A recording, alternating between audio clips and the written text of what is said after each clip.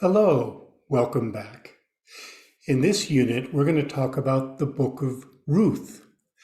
And I like to think of these people as being actual, real people. There was Naomi and there was Ruth.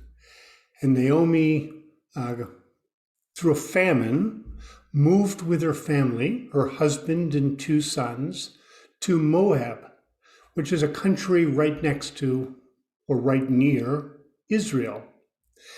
And then her husband dies, her two sons died, and now she's with her daughters-in-law. What would you do in similar circumstances? How would we react to suddenly being refugees? Even refugees in your own country. So let's see what words we can learn from the book of Ruth. So it says, when Naomi saw that she was determined to go with her, she stopped urging her. So we have this word determined, determined, determined, determined. This is making a clear decision to do something, determined.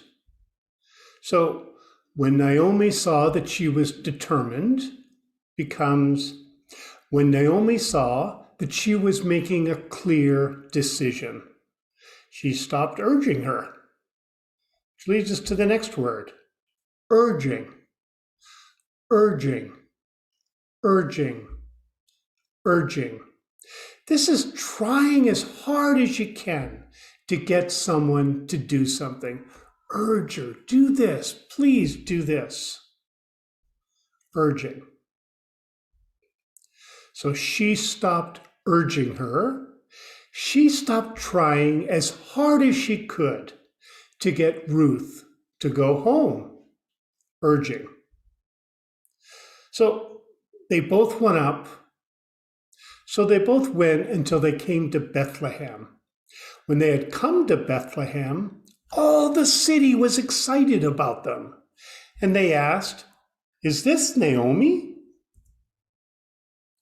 So Bethlehem, Bethlehem, Bethlehem. This is a city in Palestine, and this is the place where Jesus would be born later. She said to them, "Don't call me Naomi, call me Mara, for the Almighty has dealt very bitterly with me." So this word Naomi in its original language means pleasant. And pleasant means happy and cheerful. So Naomi means pleasant. Pleasant means happy and cheerful. She said to them, "Don't call me Naomi." She said to them, "Don't call me happy and cheerful." Then we have this other word, Mara. And in its original language, it means bitter. Bitter, bitter, bitter. So this means anger or feeling resentful over something that happened to you. Mara. Can you find the word that's a mistake? Kind of a quick pop quiz. There's a problem word here. It's this word right here. This should be feeling, feeling. Feeling. For some reason, it's written as felling. Well, it should be feeling. So she says, "Call me Mara. Call me bitter, angry, and resentful." So Naomi returned, and Ruth the Moabitess, her daughter-in-law, with her, who returned out of the country of Moab. They came to Bethlehem in the beginning of barley harvest. So now we have this word daughter-in-law, daughter-in-law, daughter-in-law, daughter-in-law. This is your son's wife, daughter-in-law, your son's wife. So Naomi returned, and Ruth the Moabitess, her daughter-in-law, becomes same. So Naomi returned, and Ruth the Moabitess, her son's wife. And it says, in the beginning of barley harvest. What's barley? Well, barley is a cereal grain, right? You'll see sometimes in cereal boxes, they says made with barley, usually barley and oats. So it's a really tasty cereal grain. And so beginning of barley harvest becomes, they became to Bethlehem in the beginning of cereal grain harvest. Beginning of cereal grain harvest. This word down here. What's a harvest? Harvest, harvest, harvest. This is ready to gather up what you have planted. Usually a very joyful time, the harvest. So they came to Bethlehem in the beginning of barley harvest. They came to Bethlehem in the beginning of barley, being ready to gather up. Nice time. Ruth chapter 2, verse 2 said this. Ruth the Moabitess said to Naomi, "Let me now go to the field and glean among the ears of grain, after him in whose sight I find favor." So we have this word glean, glean, glean, glean. And so this is picking up leftover products after a harvest. In the olden times, the Jewish law says to leave the edges, for the poor people. So it's, a little bit of extra food you're supposed to leave for the poor people.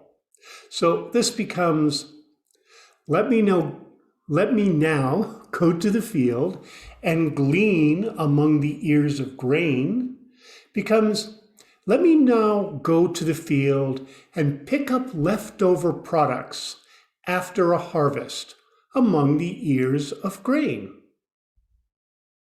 Find favor, find favor, find favor.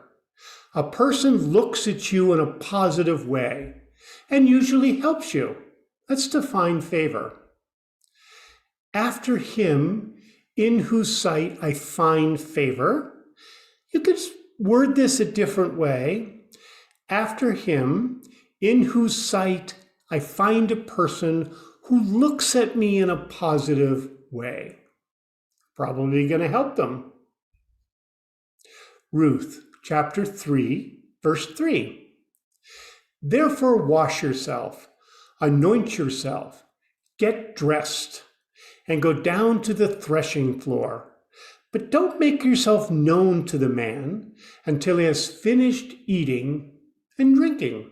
So we have this word threshing, threshing, threshing, threshing. This is separating the grain from the plant, because all you want is the grain. That's threshing. It also has this word, anoint yourself. I didn't write down the word, but anointing yourself. Usually some drops of oil to make yourself look good or nice. Maybe in the modern day, we'd put a little bit of perfume. If you're a man, maybe some aftershave. Something to help you look nice and better. So this is also called a meet cute, right? Trying to find a way to meet this man and, get to know him better. So again, we have threshing, separating the grain from the plant.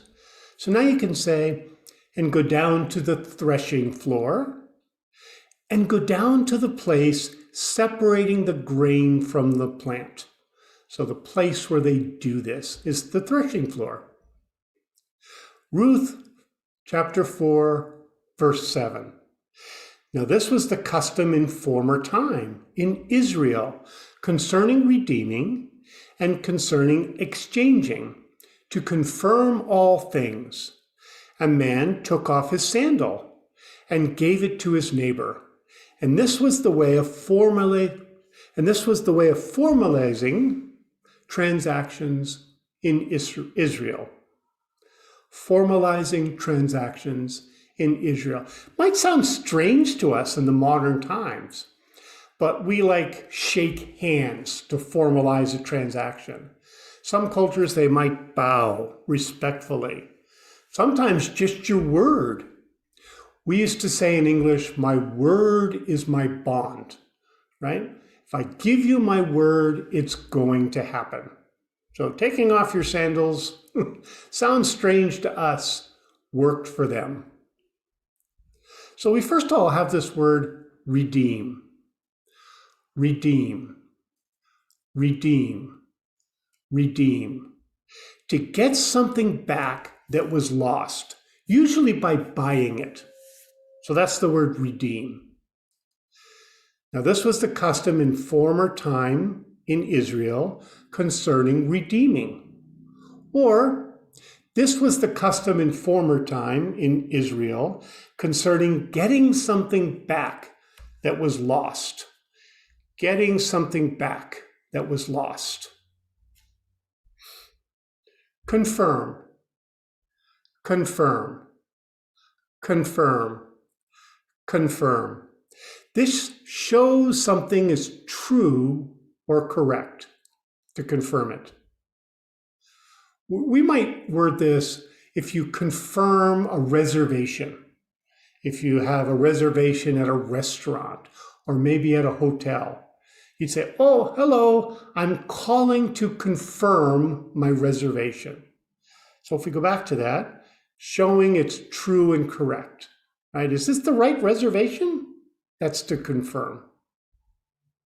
To confirm all things. To show all things are correct. This probably means in this formal contract. Everything's correct in this contract. Confirming. Formalizing. Formalizing. Formalizing. Formalizing. To give it structure and make it legal. So we have a formal document, right? A legal document. That's formalizing. And this was the way of formalizing transactions in Israel. And this was the way of making transactions legal in Israel, making them legal.